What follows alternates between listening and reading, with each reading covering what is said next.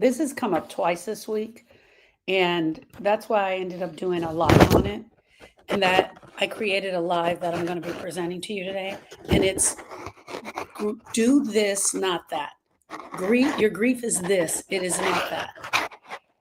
You say you're mad because they didn't come to the funeral. She didn't come to my funeral. She knew to my mother's funeral. She knew how important this was to me. We say that, and then we start concentrating on that thing, the thing that makes us so mad about how she treated us with our mom's funeral. We get upset. We get frustrated. We get frustrated at the way they talk to us, the way they share, or even about something that they wore to the funeral. We can get mad about that. But here's the deal, my friends. You want to cut them off. You're so angry. You don't know what to do in this case. You can't stand being around your family anymore. You can't stand being around them because of the way that they treated you, the way that they treated you when your mom died, how insensitive they were when your mom died. I don't want to do this anymore. I can't believe that she treated me this way. And then here's what happens to me. I'm the grief specialist, and you come in and day out, while we're sitting there, while we are in our grief, doing our grief work, all you're talking about is your cousin. All you're talking about is your family. All you're talking about is the way she treated you when mom died. The title of today's session is Grieve This, Not That. And this came up twice this week with clients. And that's why I was like, we have to talk about this. This is your grief, not that. I should have put the not over there. This is your grief. You're grieving this. You're not grieving that. We need to talk about what the grief is not, because we all do this, including me. We put our grief in areas that it doesn't belong. We set our grief in areas and spaces that it doesn't belong. And why are we doing that? You say you can't stand to be around your family anymore. You say you don't like the way they treated you. You say you don't like the things that they said. But what if that's not the whole truth? What if that is not the whole truth? What if your grief isn't really about them? It's really about your pain. What if your grief is really about the pain and not this thing that you keep bringing up in your sessions? Man, you know what? We got to call it out, friends, and we got to call it what it is. We have to call it out, and we have to call it what it is. What if your grief really isn't about them?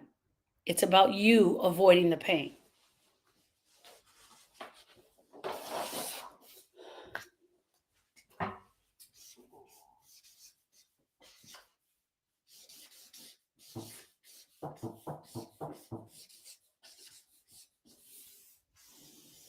So I want to share with you, you guys hear me talk about this all the time.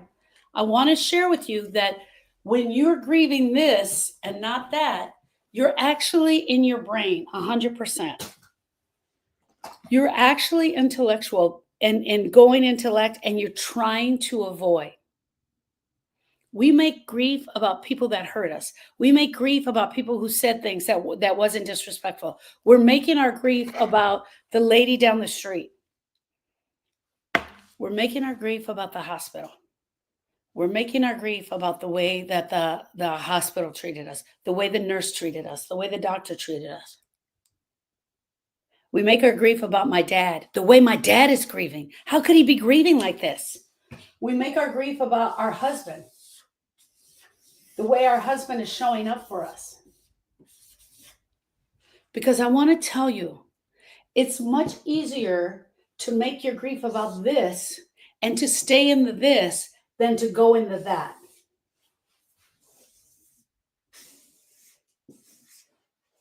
This is all the thoughts of the grief. This is all the thoughts of the grief. Here's the truth, right? Your person is gone. Your person is gone, and that hurts. Hey, Rosa, your person is gone, and that truly hurts. Redirecting your grief feels safer. It feels easier. It feels like you're doing the right thing. Your anger feels more important. So you're having a thought about anybody in your life, anything in your life. You're having a thought about it.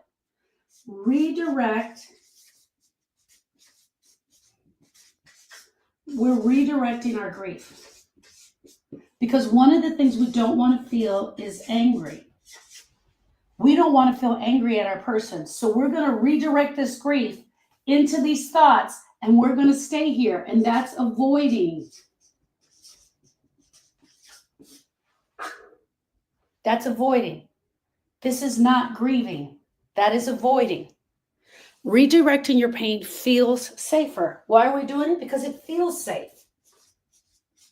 Hey, if I can be mad at the doctor who gave me the diagnosis for my mom 8 years ago, and I'm still frustrated at him, and I can put my anger into that guy, and I can be mad as hell at him, guess what I don't have to be mad at? I don't have to be mad at mom for not taking care of herself.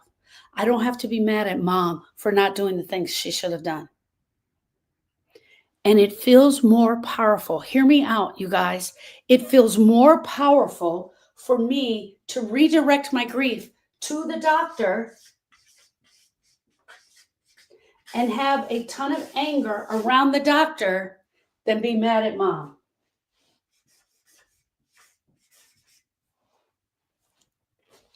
I'm not going to go over here and be upset with mom. I'm going to stay in the anger that I have for the doctor because it feels safe. It's absolutely safer. As long as I can stay up here and just be thinking all the thoughts about him, guess where I don't have to be? I don't have to be here. We all do it. When I tell you we all do it, we all do it. Your grief is not going to heal because you blame someone. Because you blame someone and you put the fault on someone else, it is not going to heal your grief. It heals when you stop spinning in the brain energy. When you stop spinning in this grief and you slow down enough and you stop right where you're supposed to on your grief for mom is when the healing can begin. But the entire time that we're spinning in this, it's not going to heal, friends. It has nowhere to go but continuing on that roller coaster. It'll start to feel safer when we slow down. Trust me, it doesn't sound like it, but it does. If this sounds like you, if you feel like you're broken, you feel like you're just spinning in your grief, then it's time to start facing it. You don't have to stay stuck in blame. You don't have to grieve forever, but you got to feel it because it is real. So we're talking about this and not that. There's a lot of people, including myself, that will make grief about anything but where it should really be. I want to talk about the things that we don't even realize that we're doing until someone calls you on it. Most of us don't even realize we're doing it until you get called out on it. When you're sitting over here in this thing that's making you mad and you're totally concentrating about it, it's not moving the grief, friends. It's not moving the grief. Here's the other thing.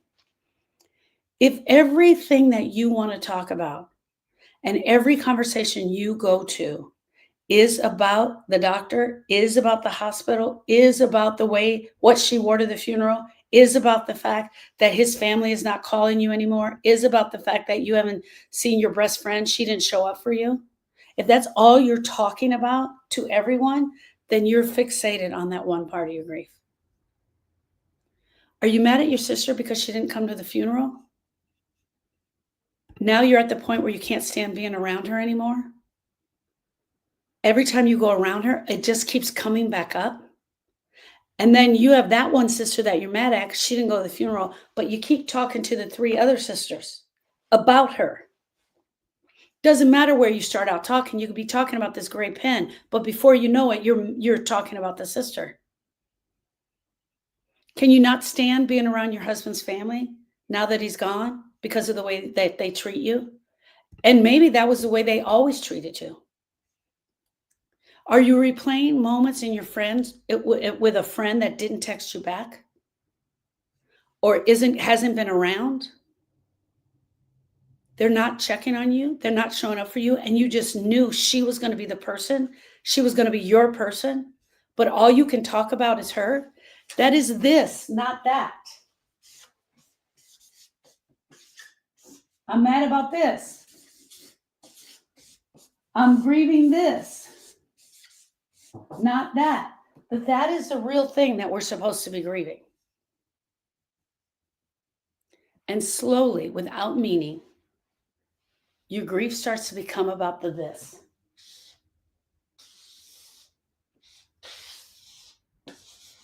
And everywhere you go, you're talking about the this. You're talking about sister. You're talking about family. You're talking about uncle. You're talking about how the job didn't show up for you. They didn't even send me a flower. And you're bitter about it. Is this grief? Yes. This is grief. Is it your grief right now? Yes.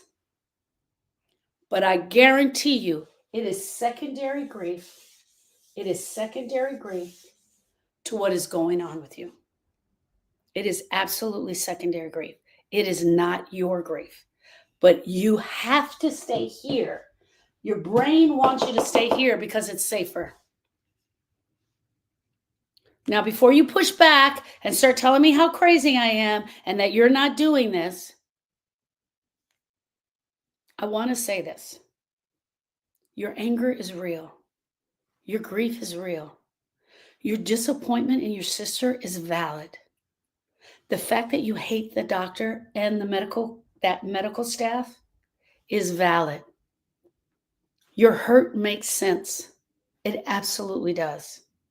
But here's the part that nobody is saying out loud, because they don't want to hurt your feelings. So they just listen to you share the same thing over and over again. Maybe they don't know how to say it. Your grief isn't about this. Your grief isn't about the fact that your daughter is not showing up for you. Your grief isn't about the fact that your husband you haven't seen him cry. Your grief isn't the fact that he doesn't hug you enough when you need it. Your grief is, what is that? It's them. It's them. It's your person. You lost your person. You lost your person. You lost your love. You lost your best friend. You lost your child. I can't even imagine going through this world without my child. You lost your child. You don't know how to take the next step. You don't know how to function on this grief. But we are doing something, and it is a survival mode, and it is to keep us in survival mode, and that's grieve the thing that has something to do with it, but is not the thing. This grief isn't about the them. This them. It's about your them, your person. Let me put this as your person.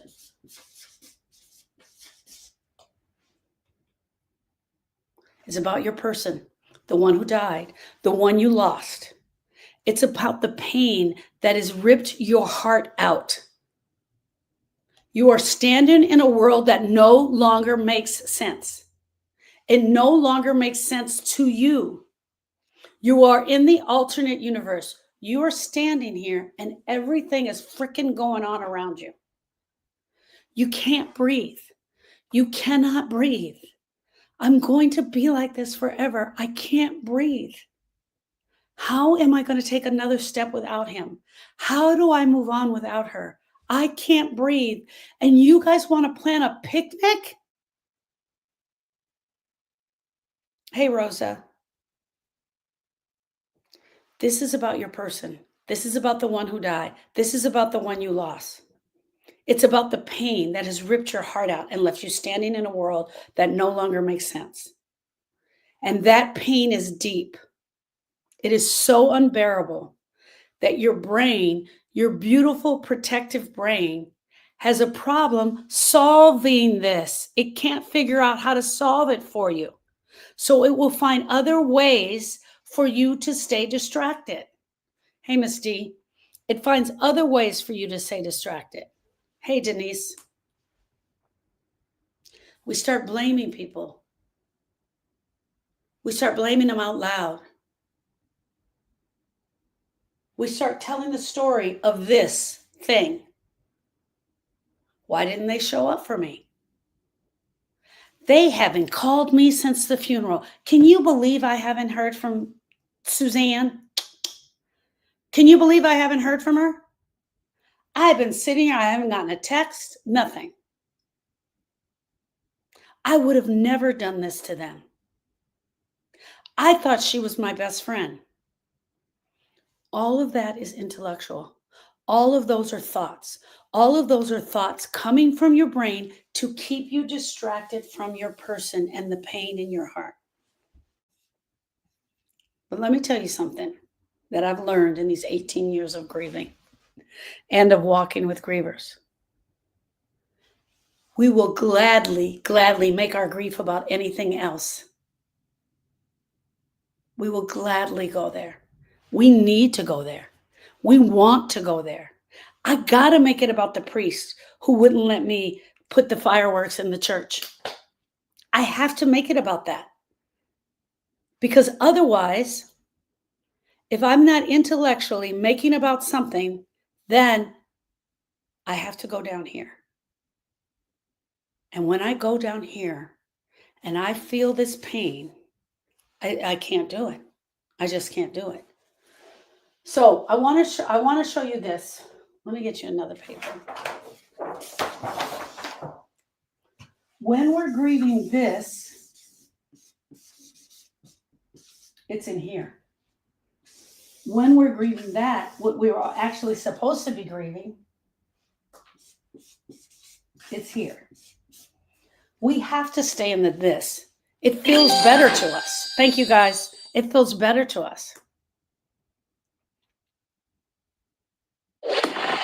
What's actually happening to us is absolute heartbreak. Heartbreak is absolutely happening. Our hearts are feeling this pain. It's bleeding this pain. But we don't know how to manage it. We don't know what to do with it.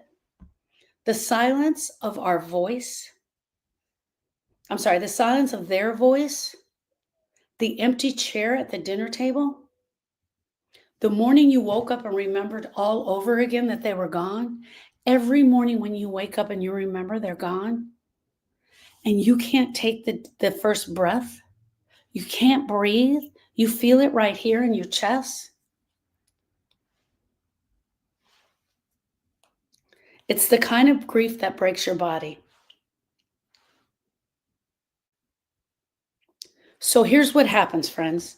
Instead of us just sitting in the that, what we're actually grieving, we immediately go to the this because it's easier. It's easier. So I want to ask you a question. Who are you mad at right now? Who are you mad at right now in this part of your grief story? You don't have to put it on the screen. What are you really feeling underneath that mad? Is it someone who failed you? Is it someone who said wrong things? I see you, Suzanne. Is it God? Is it yourself? Is it the person who left you? Is it someone who failed you?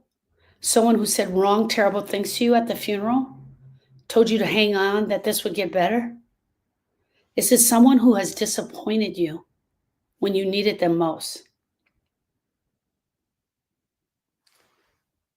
Who are you mad at? Who are you angry at? I want you guys to put your hand on your heart. I want you to find that anger. Find the anger of who you're really upset with. I want you to put your hand on your heart, and I want you to feel that anger right now.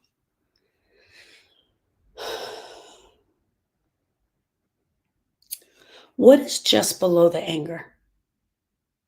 What is just below the anger? Feel the anger and look just below it.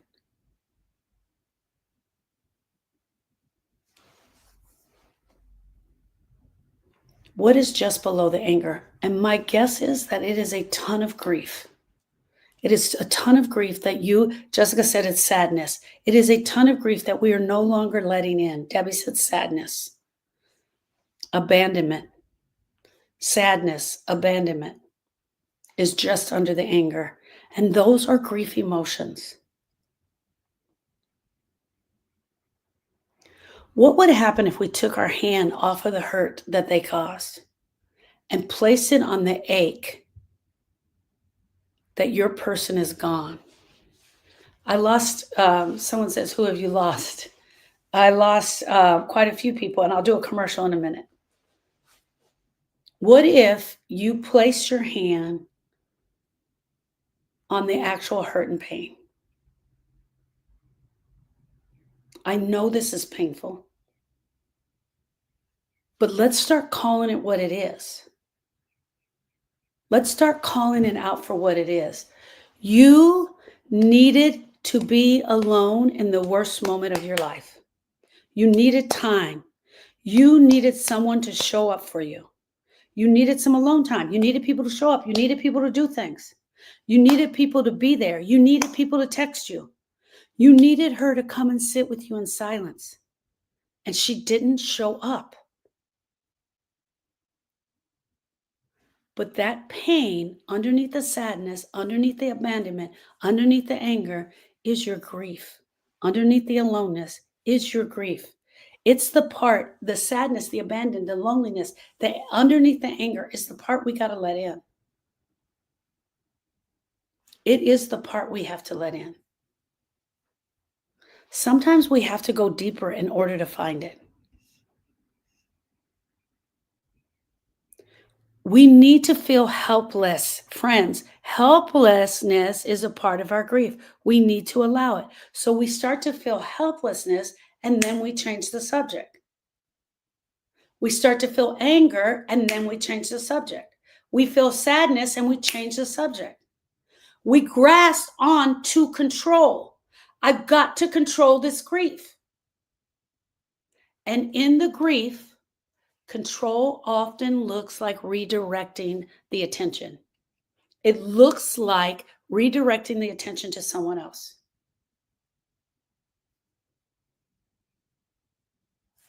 So one of my clients, Dee Dee, came to me after she lost her brother, but she could barely talk about him. She couldn't almost hardly even say his name. In the first 2 sessions, she hardly talked at all because every time she started to try and talk, she would cry. She was so frustrated with her parents. She felt that her parents were not doing the grief work. She felt that her parents were not grieving, that they had moved on with their life. She couldn't say his name. She couldn't talk about him. She couldn't talk about what happened to him. It was a few weeks before I even found out how he had passed away. But here's one thing she could do. She could talk about her parents.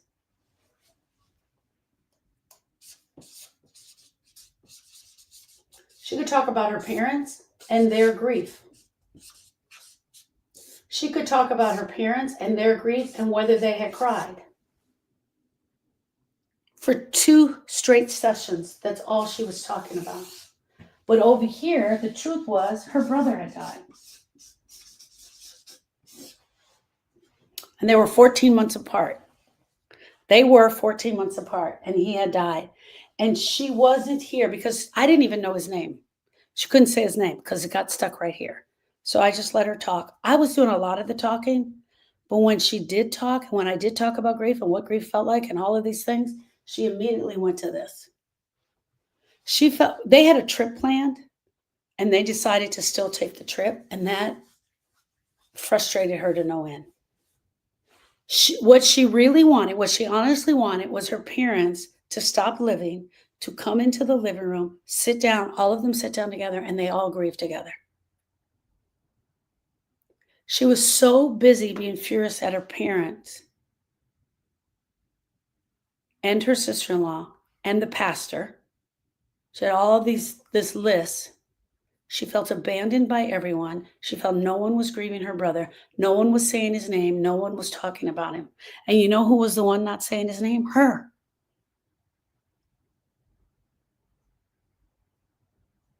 And then one day she said, I don't think I'm ever going to forgive them. And then I just looked at her and I said, sweetie, when was the last time you cried for your brother?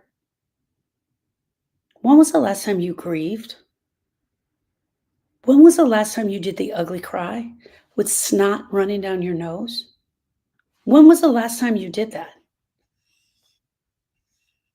And she just looked at me and she was like, the ugly cry. She didn't even know what I was talking about.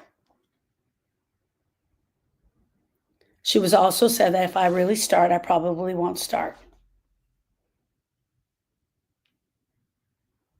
And that, my friends, is it right there. That's it.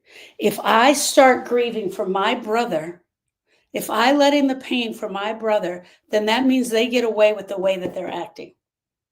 And that is absolutely not true. Concentrating on your parents, concentrating on something else is intellectual. And it's safe. It is so safe. It is so safe for us to be here because then I don't have to be here because this is where the pain is. I want to tell you guys something. I want you to hear me when I say this. The way your brain is going to redirect the grief is sneaky. For most of us, we're not even understanding it. We don't even see it coming. Because you are upset about what happened. You're definitely upset. You have a right to be upset about what happened. But 2, 3, 4, 5, 6 weeks into it, no. The way our grief redirects us, the way our brain redirects us is sneaky. It makes you feel like you're getting justice. 1, it makes you feel like you're getting justice. 2, it makes you feel like you're grieving. Because now you have something to be mad at. It tells you that you have strength, that you're being strong. But here's the truth. This is not strong.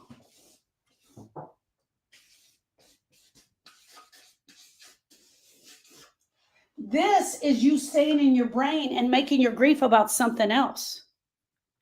You're not being strong. You're avoiding.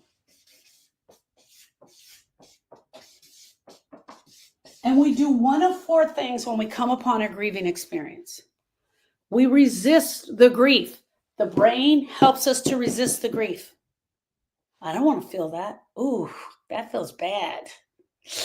Ugh, I'm not going to feel that. We resist the grief. We pretend that we don't have grief. Oh, is a wedding for 300 people? Oh, I'd love to come. I would love to attend. And we go to the wedding and we're smiling, pretending like everything is okay, when in actuality, all we want to do is lay down and cry. We resist, we pretend, we react. We react in our grief to yelling and screaming. And when we're avoiding that, this works really well with reacting. We react. We react to everything they're doing, everything they say. We yell and scream at them. We react and we avoid. 4 things we mostly do when we come upon a grieving experience. Why? Because no one's taught us how to do this. And those are the only tools we have in the tool belt. And when we avoid the pain of the actual loss, it doesn't go away. When you avoid the pain of the actual loss, it doesn't go away. When you avoid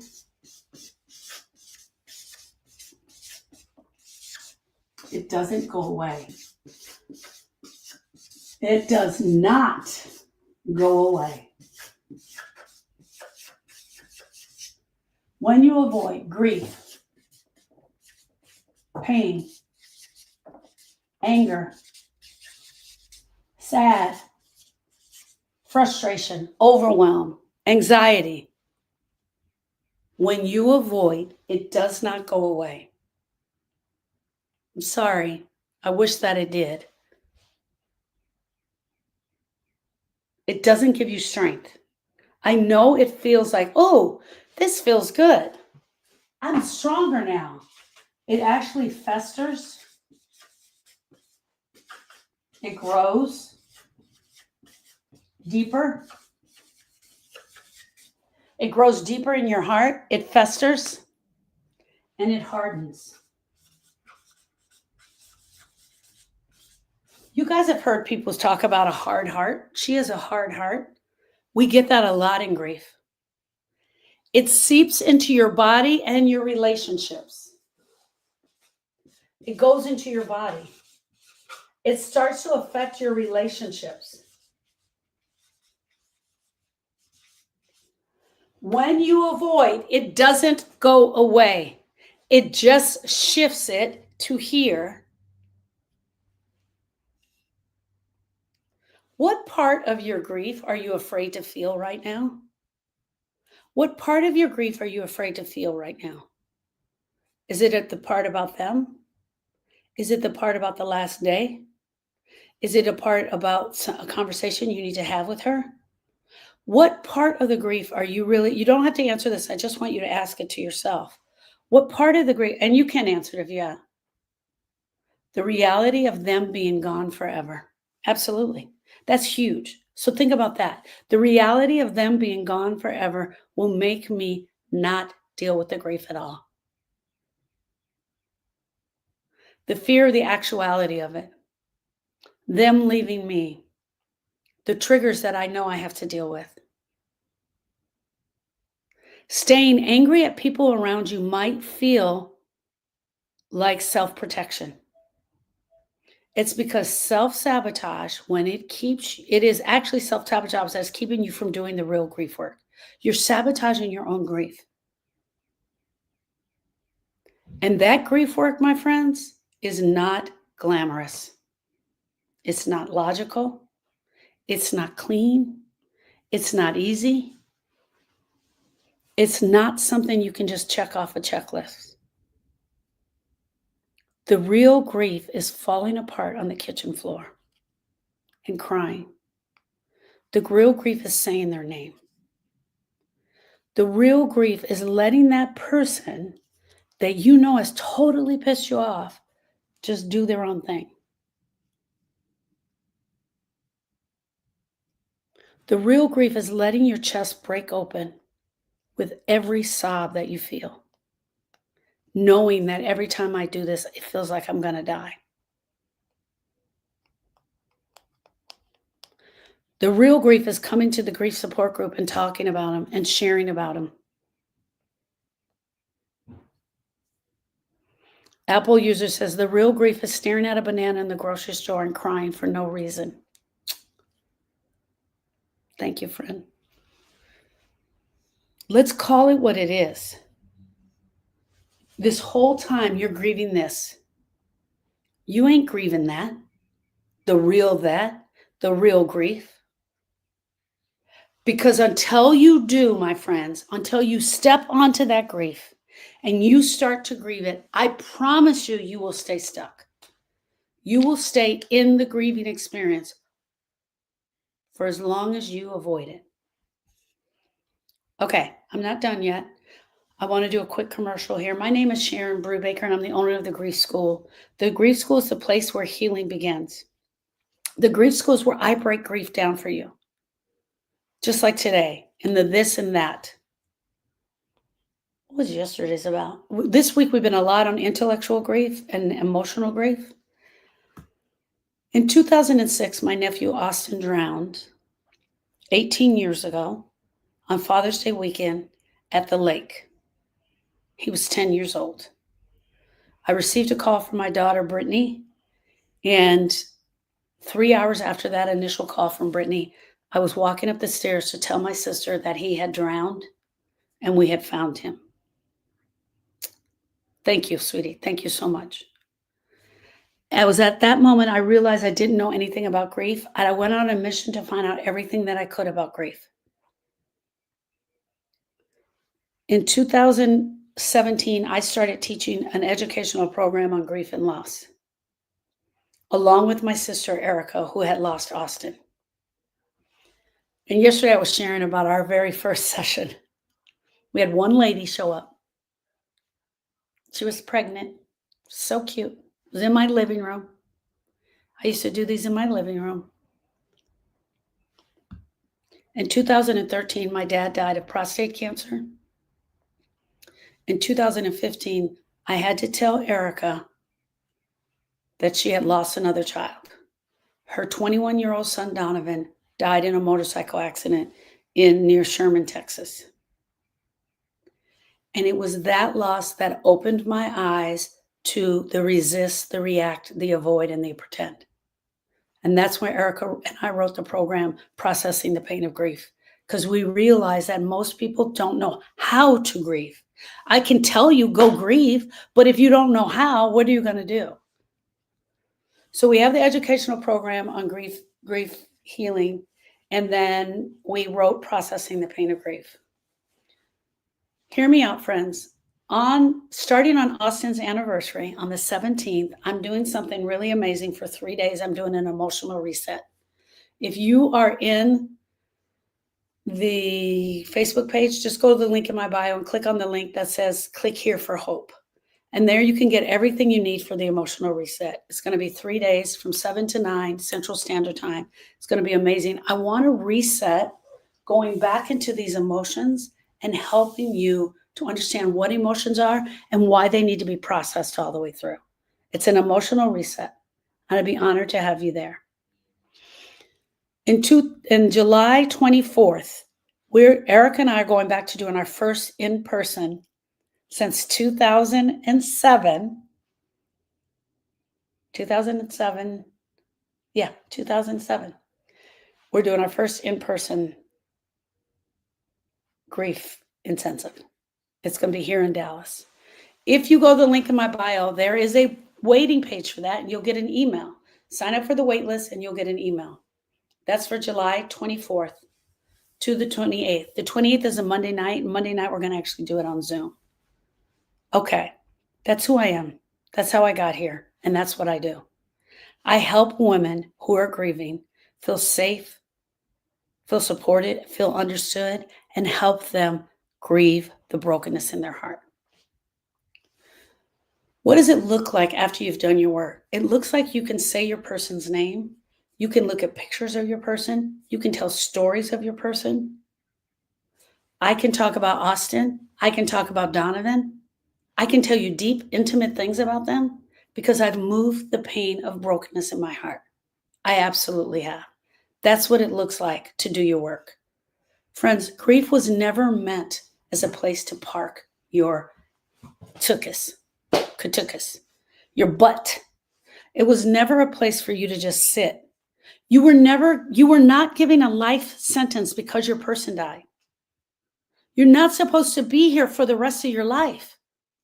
It is a pace that we pass through, but we make a lot of mistakes along the way.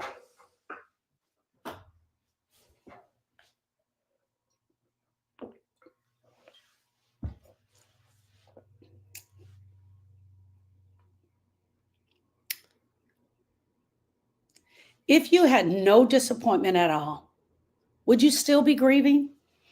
If you had no disappointment in your brain, if you weren't mad at your family, if you weren't mad at your sister, if you weren't mad at your parents, if you weren't mad at the hospital, if you're not mad at your doctors, if you're not mad at mom, would you still be grieving?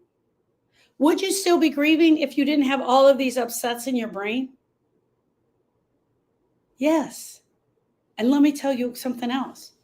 You not only would be grieving, it would be a pure form of grief. It would be so different. if I wasn't mad at the circumstances around the grief. And those are just circumstances. Grief isn't about blame. It's about honesty. Because honesty, when we're absolutely honest, that's where the healing can start. So what do you do when you realize you've been redirecting your grief to someone else? First, you ask God to stop these dang hot flashes.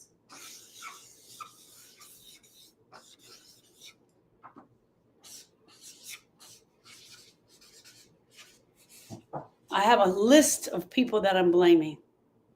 And now I just realized that I'm making my grief all about them. I'm making my grief all about them. So what am I going to do?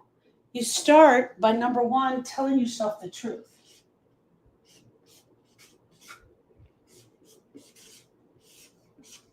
You have to talk to your grief and you have to say, this is not about Mary. This is not because Mary didn't come to the funeral. This is not because Mary hasn't sent me any text messages. She was my best friend. She should have been there. She should have shown up for me. This ain't that. This is you telling the truth.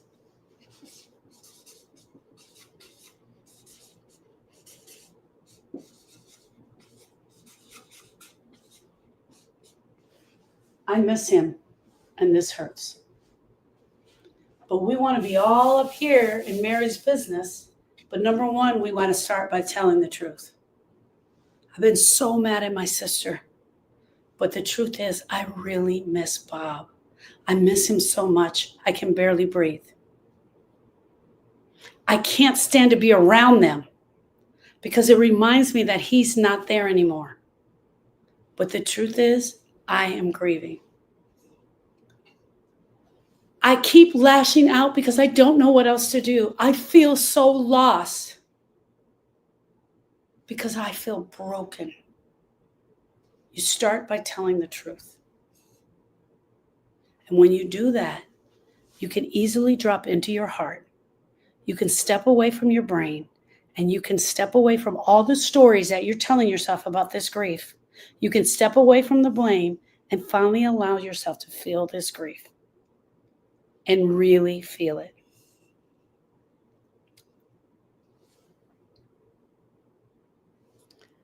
It is not uncommon for us as grievers to cut off everybody in our life. We come upon a grieving experience, we're feeling this grief, and the next thing we do is cut everybody off. You guys, when I say this, I'm telling you, it is not uncommon. Any kind of grief. There are 47 or more known losses that can cause a grieving experience. She said, what kind of grief are you talking about? Death, divorce, breakup of a romantic relationship, fur baby loss. I deal with women who are dealing with a loss. I teach women who are dealing with a loss due to death. Divorce, breakup of a romantic relationship, foreclosure, losing your house, all grieving experiences. It is not uncommon for us to cut everybody off. So Kendra, this was one of the, probably the third groups that Eric and I did. I forget about her, but she felt so betrayed by her friends for not getting it. Hear me out. They didn't get it. They didn't understand it. So she said, that's it. She snipped them, every single one of them. You know what ended up happening? She felt all alone. It made her so angry that all she could think about was how they didn't show up for her. She just kept repeating it over and over and over again. I want to tell you, Kendra never finished doing her work. I don't know where she is today. Because she couldn't get past the anger. She could not get past the blame. Friends, we're in the danger of walking away from our grief, and never doing the grief work. We are in danger of never doing that. if we choose to stay here in our brain or stay in the blame. You don't have to stay in the blame. You don't have to keep pretending that everything is okay. You don't have to stay mad just to be safe. Partly we stay in the mad because it feels safe. You don't have to guard the door. You don't have to guard the door of your grief. It's going to show up. I promise you, it is not going to swallow you whole, but it will show up. We have to walk through our grief with truth. And sometimes you need a guide. And that's who I am. I'm simply a guide. We've got to stop making our grief about them and start making it about you and your relationship with your person and your heart. So I'm going to say this loud and clear. And I'm going to say it really loud. Stop making your grief about them.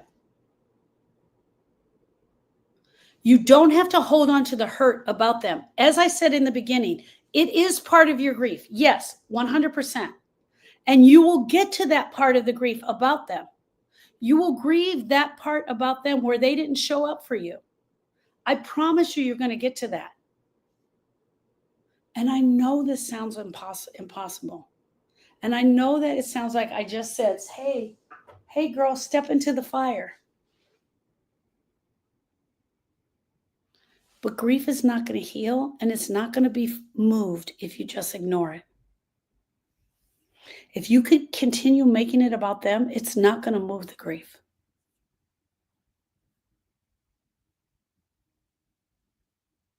I want to be able to do this together with you. I want to be able to do the grief together with you. So let me show you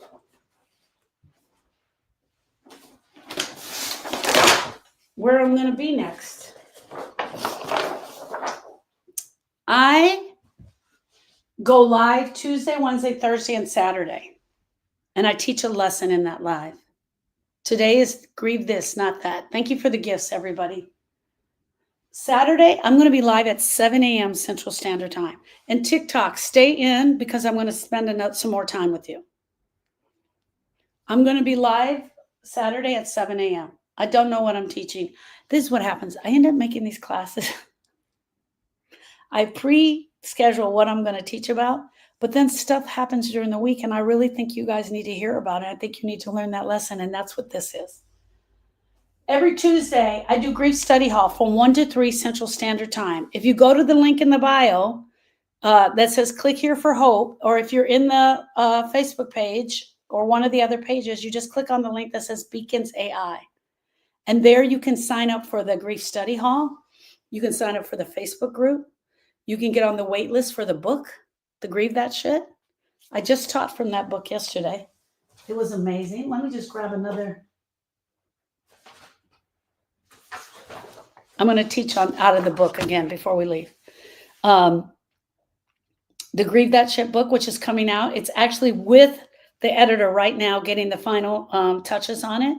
So I'm so excited. I held the book back purposefully because my sister's book came out first and I wanted her to shine. So I held the book back on purpose. So there you can sign up for the Facebook group. You can do that. You can sign up and get on the wait list for the Grief Intensive Weekend, which is July 24th. Erica and I will be teaching. Thank you, Aida. Erica and I will be teaching together in Dallas that weekend.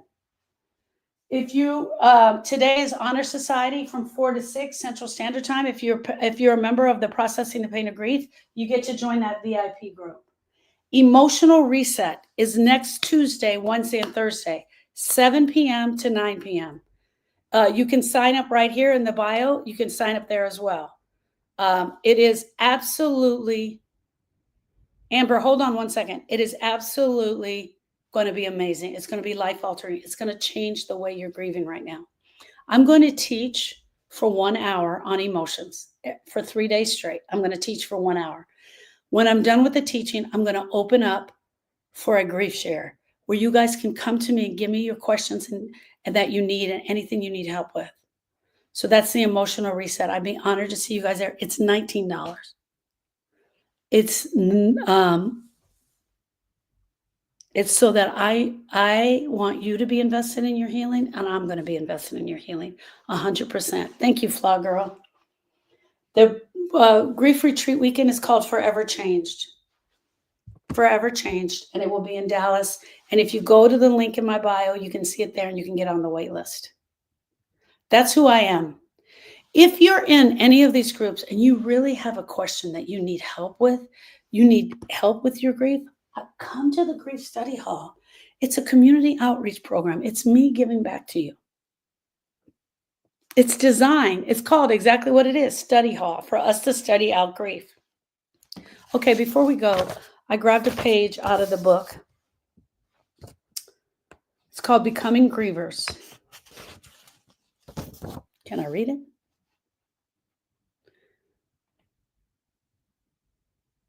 We're grievers now. Erica and I were grievers now. Neither one of us had a damn clue what to do.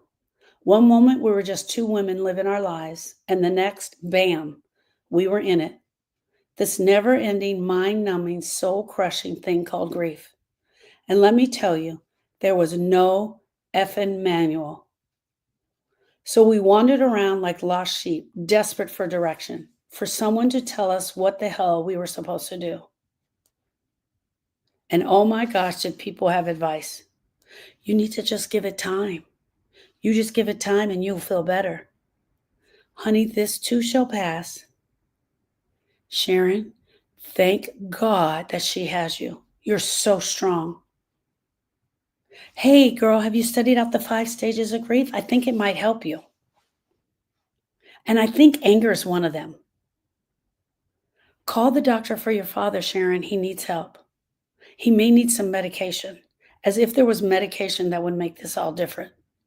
And the list went on and on and on. We were drowning in well-meaning bullshit, words that did nothing but remind us of how unprepared we were for this kind of pain. Then 2 weeks into it, just 2 damn weeks into it, Erica dropped a bomb on me. And she said, I'm going back to work. I nearly lost it. Girl, have you lost your mind? She looked me dead in the eyes and said, what do you expect me to do, Sharon? Just sit here and be in this pain? I had no answer because honestly, that's exactly what I expected. I expected us to sit in this pain, not to feel it, to suffer through it like we were supposed to, together. That was about Erica and I becoming grievers. That is in the book, Grieve This Shit. And you can get on the wait list. And the book is being in the final stages and with the editor. And she's editing the book. Friends, thank you so much. Thank you so much. TikTok, hold on 1 second. I want to answer your questions. I know you posted a lot of questions. Hey, Pauline, my friend. I see you. I am you. I am a griever. Thank you for allowing me to be here for this hour of the Grief Healing Hour with you. And I will see you all on Saturday morning at 7 a.m. I love you.